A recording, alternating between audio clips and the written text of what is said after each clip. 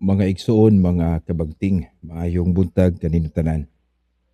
Doon na lang ko'y gamay nga pagpatin-aw sa comment sa atong maigsoon sa atong post, sa atong picture dito sa Jordan River. No? Ang post nagkanayon nga wala lagi wisiki o wala bubuhi si Kristo sa iyang pagbunyag. Ito pa ilang gipakita ang ilang pagsupak sa mga pamaagi sa bunyag sa Katoliko. Kung nakita nila ang sapa. At tinuod nga dito sa sapa, maingod dato nga posible si Kristo gitiglom, pero posible sa gibubuan. So wala pa yo'y piho. Pero ilang gamiton ang meaning sa baptism nga mao ang pag-immerse o immersion. Ang atong itubag maison nga unas tanan gyud ang Simbahang Katoliko uyon gyud sa immersion. Okay sa itusmaw gyud ang tao sa iyang pagbunyag. Ganina may mga diocese nga doon sila bunyagan ang bata bisag kuan gamay pa siya itiglom gyud siya. Sa pa wala tay problema sa gitawag nato immersion. Ang problema lang kay mo sa dili pwede ang sprinkling or pouring ng wisik ba. So ang atong punto ani nga ang Katoliko pwede sa immersion, pwede sa pagbubo pouring o pwede wisik. Kay ang atong gisabot ni ini nga ang importante diha sa pagbunyag mo ang simbolismo sa tubig.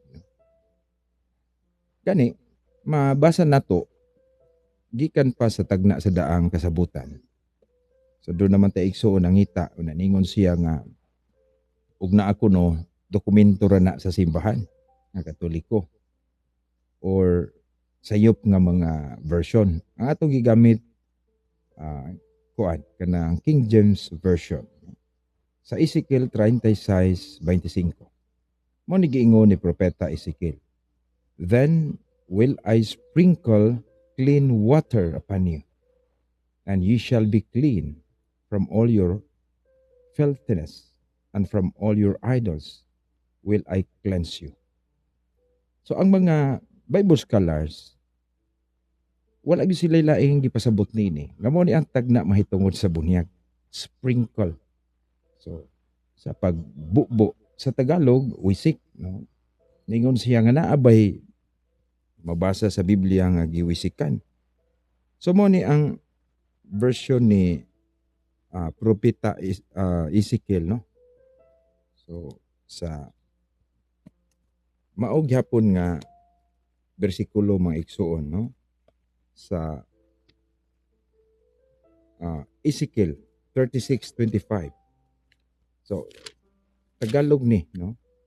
Kay bawal para nila sayop man ang gitawag og wisik. Pero ang giingon ni propeta Ezekiel sa 36:25 sa Tagalog version, giingon dire, no? Wiwisikan ko kayo ng malinis na tubig sa ikalilinis ninyo sa lahat ng inyong mga karumihan. At linisin ko kayo sa lahat ninyong Diyos-Diyosa. So, wisik, no day sulti ni propeta Ezekiel. So, og wisik, makalimpyo. Wa may laing gipasabot ani ang mga Bible scholars ningon, this is ang prophecy about baptism. O gani, si San Pablo mismo, naghisgot sa 1 Corinto mga igsoon. Sa 1 Corinto 10, 1 ngadto sa 2. Ningon dire, mga igsoon, buot kong hinumduman ninyo ang atong mga katigulangan nga gipanalipdan sa panganod ug milata sa dagat nga pula. Pinaagi sa panganod ug sa dagat, gibunyagan silang tanan, ingon nga mga sumusunod ni Moises. Sa pagtabok nila sa dagat, nang saom ba sila? Naniglom ba sila sa dagat? So, kinahanglan ipalawom nato ang atong pagsabot. No, nga ang punto ni ana nga ang tubig nagihimong simbolo sa pagpanglinis, no? Mo na nga okay ra nga i-immerse pero klaro kayo nga ang mga Israelita sa pagtabok nila sa Red Sea, wala man ganito sila mabasa. Mahingon na tong di necessary nga nabasa sila or nisawom silang tanan kay nauga man tong ilang giagian. Mo na nga ang problema sa itong maigsuon kay murag gamay lang yun ang ilang pagsabot. Unya, si San Pablo sa buhat 9 gibunyagan siya sulod sa balay. So I don't know kung ato bang sabton nga dunay tub didto, dunay swimming pool. Mo na nga ang ato maigsuon nga ilag yun ikon nga immersion gyud. Pero gibansay ang nabansay sa mga apostoles dili man necessary nga immersion, no? Ibunyagan San Pablo sa balay. Una dunay giingon sa Hebreo 10 mga igsuon. Sa Hebreo 10:22. Kung masabot nato, no? Dili lang gyud di ay immersion, no? Kay dunay gipasabot diri, mayon pa busa manuol kita sa Dios uban sa matinud-anong kasing-kasing ug lig-ong pagtuo. Duolo nato siya uban sa kasing-kasing pinaagi sa pagbisibis, no? Pagbisibis na hinluan gikan sa konsensya nga sad-an o sa mga lawas nga nahinluan pinaagi sa tubig na putli. Bisibis, no? Mana nga sayop ang usang wala gyud kuno ng mga word nga sprinkling na ano na ana.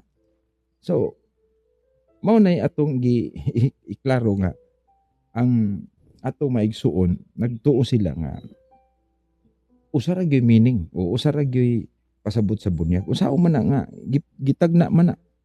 Hindi katuman di na pwede. So ang Katoliko muuyon sa immersion, muuyon sa pouring or sprinkling. Unya ang karaan kayo nga libro sa Didaki maigsoon, no? Sa chapter 7, no? Chapter 7. Mao ni gisulat sa chapter 7 naghisgot pa gani ni sa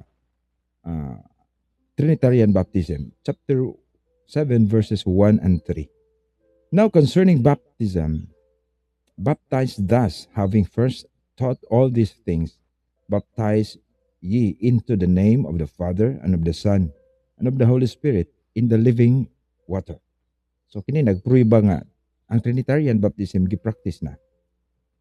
Sa 3, but if thou hast neither pour water thrice, katulo, upon the head, in the name of the Father and of the Son and of the Holy Spirit.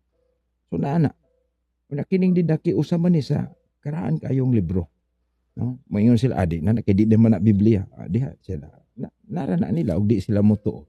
Pero klaro, mismo ang Biblia wala magnigar nga ang pagbubo o pagwisik sa tubig makapalimpyo sa tao, which the scholars understood or interpreted it as baptism. Mo na mga igsuon nga di ta magpatintal aning uban nga nagtuo sila. Kumo si Kristo gibunyagan nga didto sa suba sa Jordan, ilag yung gisabot nga gitiglom gyud siya. Oh, pwede siyang gitiglom. Pero pwede siyang gibubuan, no? Mao na nga yan na ang atong patin-aw ni maigsoon. Kamo na lay mo sabot mga igsoon.